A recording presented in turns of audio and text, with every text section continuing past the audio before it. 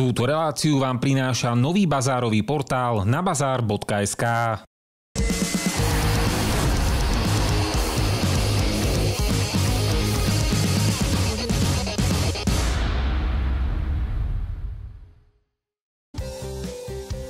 V Žiline už niekoľko desaťročí funguje mnoho športových klubov. V našej relácii sa budeme snažiť predstaviť väčšinu z nich, či už z pohľadu trénerov alebo samotných športovcov. Chceme ich tak podporiť a ukázať ľuďom športový život nášho mesta.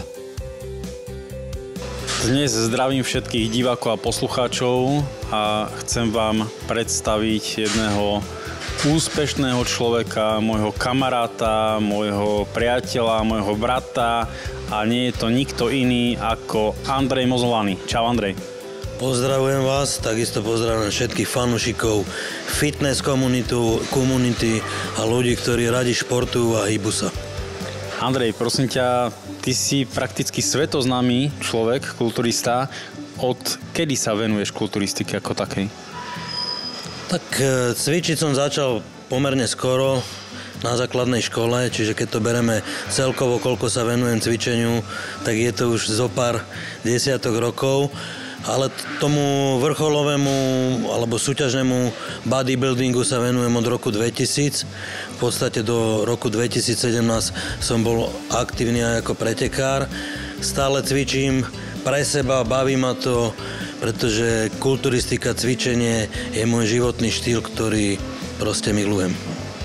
Aké si mal najväčšie úspechy počas tvojej kariéry? Z tých titulov amatérskych je to titul majstra sveta, ktorý som získal napriek tomu, že ma mnohí odpisovali po zranení. To sa podarilo. Dvakrát som vyhral majstra Európy, 4-krát majstra Slovenska. Čiže z tých amatérskych súťaží alebo titulov som získal v tej dobe prakticky všetko, čo bolo dostupné. V roku 2016 som sa dal na profesionálnu kariéru, stihol som zo pár súťaží, pomerne úspešne a zúčastnil som sa aj najprestížnejšej súťaže Mr. Olympia.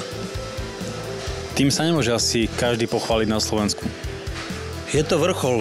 Mr. Olympia je také niečo ako v tenise Wimbledon. Súťažia tam najlepší z najlepších. Zo pár Slovákov sa tam už dostalo a som rád, že som mohol byť medzi nimi. Prezrad nám, čomu sa vlastne teraz venuješ? Máš jedno fitko alebo viacej? Tak priorita alebo primárne ten segment fitness je naša srdcovka.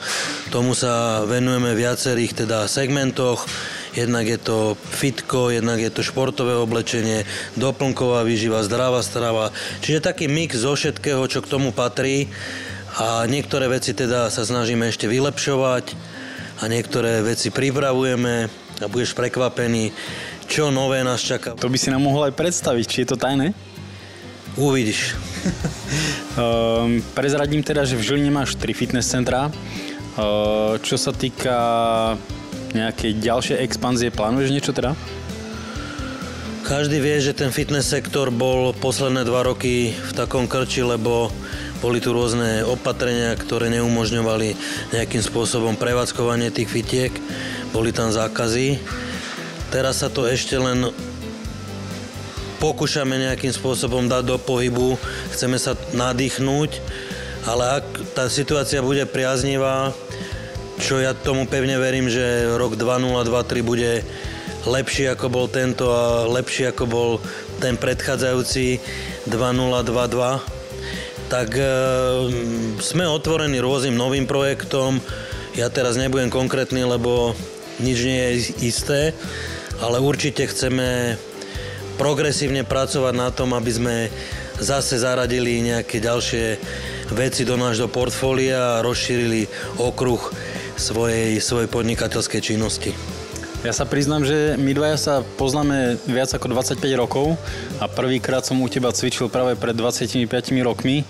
Venuješ sa ešte trenérstvu, alebo keby niekto chcel, aby získal tvoje skúsenosti a tvoje know-how, ako byť najlepší, tak vieš sa mu venovať? Ako tréner som mal veľa úspechov, či to boli majstri sveta, majstri Európy, ale momentálne to nie je moja priorita, lebo z toho časového hľadiska nemám toľko priestoru, aby som sa venoval ešte aj tejto činnosti. Ale keď prídu nejakí ľudia preradu alebo požiadajú ma o nejakú pomoc, nevedia si pomôcť, ako cvičiť určité veci alebo v strave, tak rád im pomôžem a nemám problém teda ich vypočuť. Čo sa týka stravy, tak tomu sa teda prioritne venuješ teraz? Že poradenstvo ohľadom výživy a stravovania? Celkovo tá poradenská činnosť je na báze skôr takých nepravidelných konzultácií. Nevenujem sa tomu do hĺbky ani odborne, lebo nemám na to čas. Ale stravu riešim z hľadiska toho, že sme otvorili taký zdravý bufet, kde ponúkame pre klientov, ktorí sa snažia stravovať zdravšie a kvalitnejšie, takú alternatívu, aby si tam mohli vybrať. To znamená Megafit menu je momentálne projekt, kde sa zameriavame na prípravu zdravých jedál. Keby si nám mal povedať niečo do budúcnosti, ja sa to pýtam v každom športovom klube, pokiaľ by bol nejaký sponzor alebo investor, tak čo by si ešte všetko vedel dosiahnuť s nejakým kapitálom? Všetko je otázka priorit.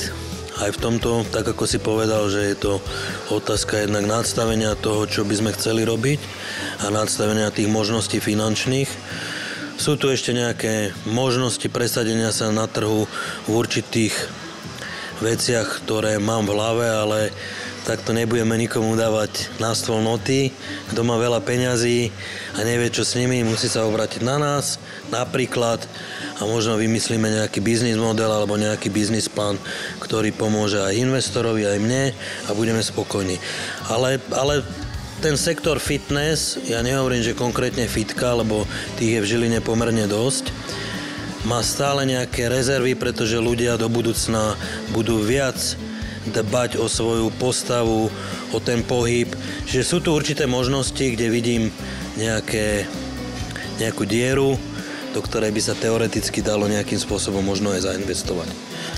A keby si mal povedať nejaké pozvanie, že prečo by noví klienti mali prísť práve do tvojho fitka? Ja nebudem nikoho presvedčať, že sme na trhu viac ako 20 rokov. Ľudia, ktorí vyskúšali, ocenili ten koncept, ktorý ponúkame. Tých fitiek je samozrejme v Žiline viac, niekomu vyhovuje to, niekomu vyhovuje zase niečo iné.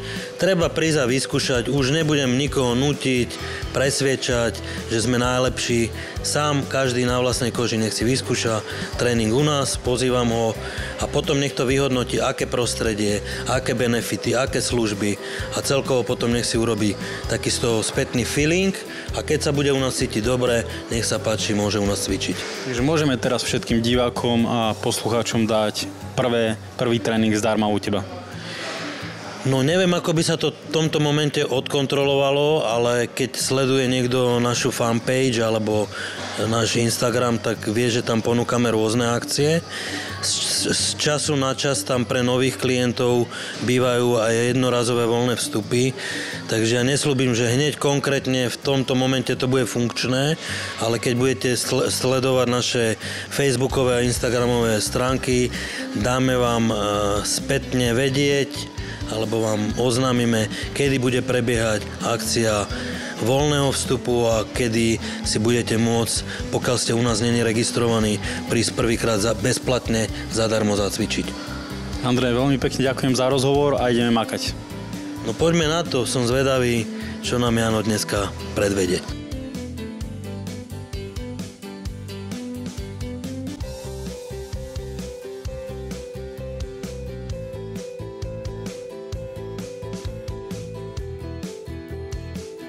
Túto reláciu vám priniesol nový bazarový portál nabazar.sk.